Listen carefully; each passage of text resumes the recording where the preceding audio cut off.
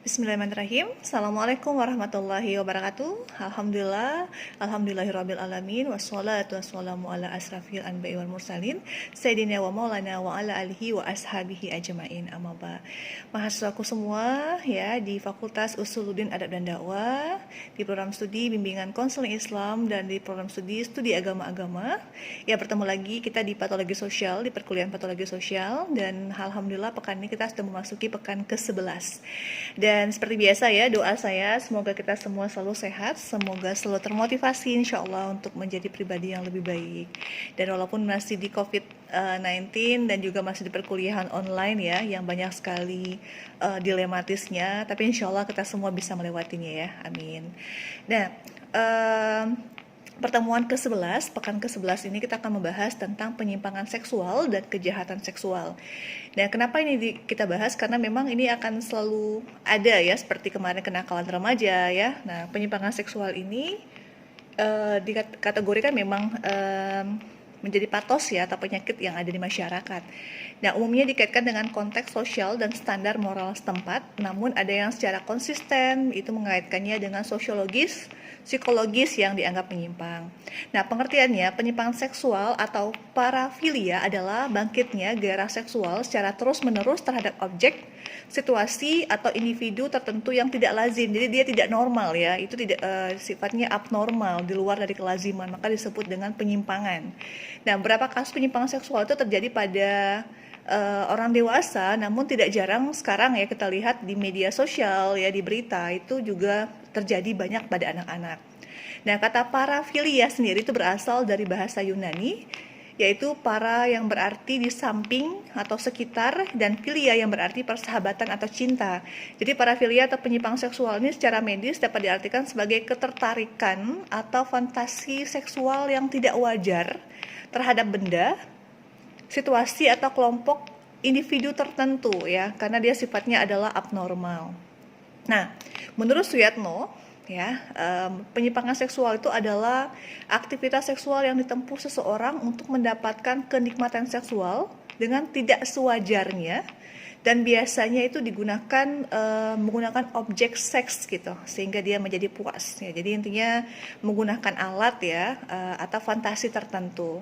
Nah, pertanyaannya adalah kenapa bisa terjadi penyimpangan atau kejahatan seksual? Nah, sejauh ini belum dapat kita pastikan kenapa, namun para ahli, sosiolog gitu ya, kemudian para dokter, kemudian psikiater itu menyimpulkan, mengambil sebuah kesimpulan bahwa adanya faktor yang dapat melatar belakanginya seperti faktor biologis ya, berupa kelainan struktur dan kinerja otak yang error. Faktor psikologis misalnya adanya trauma pada masa kecil akibat pelecehan yang dialami secara langsung ataupun melihat gitu ya, melihat orang lain yang mengalami pelecehan. Nah, biasanya penyimpangan seksual ini lebih banyak dialami oleh remaja atau dewasa muda. Jadi yang masih fase-fase awal remaja, seperti yang kemarin kita bahas ya tentang kenakalan remaja. Jadi memang banyak dialami oleh para remaja. Kenapa? Karena memang mereka ini masih rentan untuk melakukan hal-hal yang sifatnya negatif gitu. Makanya remaja itu perlu mendapatkan perhatian serius dari lingkungan, terutama dari kedua orang tua. Nah, ini ada pakar psikologi Islam UII, Universitas Islam Indonesia, Dr. Haji Fuad Nasyori ya, psikolog. Ini saya kutip ya, dan beliau mengatakan bahwa penyimpangan seksual termasuk gangguan seksual dengan berbagai macam jenisnya. Ini bisa dilihat di Republika ya, saya kutip dari Republika. Misalnya gay itu ya, penyuka sesama lelaki, lesbian, sesuka sama perempuan, nekrofilia, suka berhubungan seks dengan mayat gitu ya, karena ini adalah abnormal, zoofilia, suka berhubungan seks dengan binatang, pedofilia, suka berhubungan seks dengan anak-anak gitu, voyeurisme, suka mengintip orang. Nah, itu ya, itu juga dapat dikatakan sebagai penyimpangan atau kejahatan seks. Nah, dan lain-lainnya, atau misalnya sadisme, berhubungan seks dengan menyakiti pasangan, ada itu ya. Jadi ada memang kelainan-kelainan yang membuat orang itu menjadi melakukan kejahatan seksual atau masokisme, atau berhubungan seks dengan disakiti pasangannya. Nah, gitu ya. Nah, tetapi menurut pakar psikologi ini mengatakan bahwa dia menyayangkan di Asosiasi Psikiatri Amerika itu mengatakan bahwa gay dan lesbian itu bukan lagi sebagai gangguan seksual. Jadi masih dianggapnya normal gitu ya. Nah, itu kalau di Amerika, tapi di Indonesia ya jangan sampai itu dianggap normal karena yang namanya kaum Sodom itu ya dalam Islam sudah dijelaskan kan bahwa itu tidak hanya berpengaruh secara psikologis, patologis gitu ya. Nah, itu juga mengganggu secara sosial yang ada di masyarakat kita. Nah, beberapa negara bahkan lebih mengakui pernikahan sejenis seperti Belanda. Ini yang harus kalian ketahui ya bahwa negara-negara ini ada yang mengakui pernikahan sesama jenis atau gay atau lesbian ini. Misalnya kayak Belanda, Belgia, kemudian Amerika Serikat di beberapa negara bagiannya. Kemudian saatnya mereka juga melegalkan gitu. Jadi pasangan gay atau lesbian ini boleh mengadopsi anak. Nah, dianggap itu sah-sah saja. Nah, saat ini semakin banyak komunitas yang terang-terangan menyatakan dirinya sebagai gay dan lesbian. Nah, itu ya. Jadi karena kita berhubungan dengan patos ya, patos dalam sisi komunitas atau dalam kelompok sosial. Nah, ini juga dianggap bisa bermasalah gitu ya. Oke, dan ini juga merebak di Indonesia. Nah, jadi yang tadi saya jelaskan berbagai jenis penyimpangan seksualnya, ada pedofilia, penyimpangan seksual atau orientasi seks pada anak-anak, kemudian voyeurisme, mendapatkan kepuasan dengan cara mengintip dan mengintip atau apa gitu ya. Nah, itu adalah salah satu atau hal-hal yang berkaitan dengan penyimpangan atau kejahatan seksual karena dia bermasalah penyimpangan, tapi dan dia juga melakukan kejahatan seksual juga. Kenapa kejahatannya seksual? Karena dia mengganggu orang lain. Nah, penanganannya ya atau solusinya adalah lebih tujukan untuk menyadarkan penderita terhadap dampak yang ditimbulkan. Jadi memang kita balik lagi ke agama, balik lagi ke moral ya, ke moral bahwa penanganan ini tidak bisa sebelah mata ya, harus dilakukan secara kontinu dan terus menerus.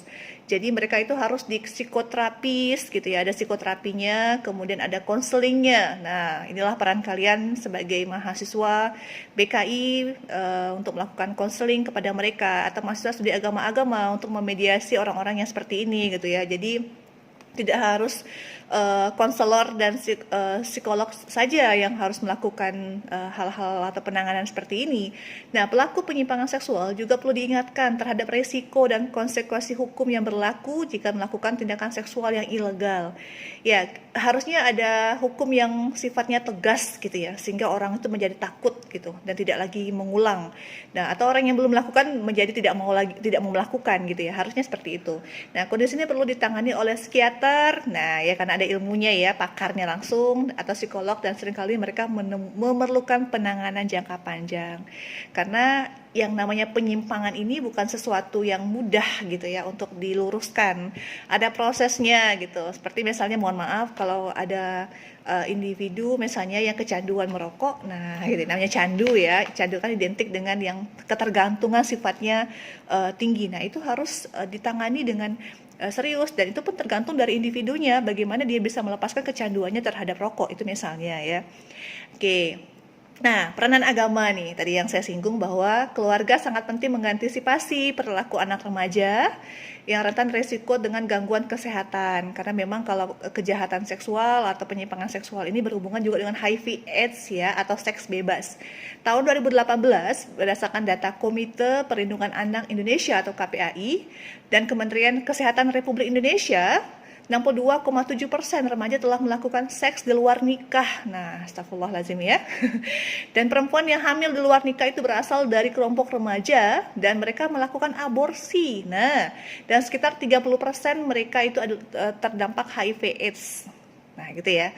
Jadi memang pendidikan seks atau pendidikan agama ini Masya Allah sangat penting sekali dilakukan. Jadi bukan berarti dijelaskan bagaimana prosesnya, tidak, tapi anak itu dijelaskan kenapa begini gitu ya. Dan dengan proses yang tidak drastis gitu ya untuk menjelaskan kepada anak. Nah, pentingnya pendidikan seks itu diberikan sejak dini karena diproyeksikan dapat meluruskan pemahaman dan perilaku seks anak-anak sehingga bisa lebih positif. Nah, pendidikan seks melalui pendekatan agama juga diperlukan sebagai sarana untuk membentuk nafsu pada peserta didik sehingga mereka mampu untuk mengendalikan potensi seksual mereka kalau ada yang berlebihan ya, sehingga memiliki sifat ifah. Nah, adanya menahan diri dan mampu mengarahkan potensi tersebut ke arah yang baik sesuai dengan norma-norma Islam. Maka dalam Islam Kita yang sudah mampu menikah, menikahlah. Ya, kalau misalnya belum mampu, ya berpuasa gitu ya. Jadi memang hanya itulah solusinya, karena memang kebutuhan kita bukan hanya makan dan minum saja, tapi kebutuhan, mohon maaf, seksual juga. Nah, tapi banyak sekali penyimpangan-penyimpangan seksual seperti ini gitu ya, bukan karena penyimpangan itu mereka bermasalah secara psikologis, tapi ada traumatis sendiri gitu ya, yang menyebabkan masalah itu terjadi. Baik ya, itu saja penyampaian dari saya. PPT-nya insya Allah sudah saya share ke e-learning, ada tugasnya tidak terlalu susah ya, saya hanya minta kalian untuk membuat resume saja dari pemaparan kali ini. Tapi kalau ada data yang lebih baik lagi, itu lebih afdol gitu ya, insya Allah akan dapat penilaian yang lebih baik dari saya ya. Terima kasih, semoga bermanfaat. Wabillahi taufiq wal hidayah. Assalamualaikum warahmatullahi wabarakatuh.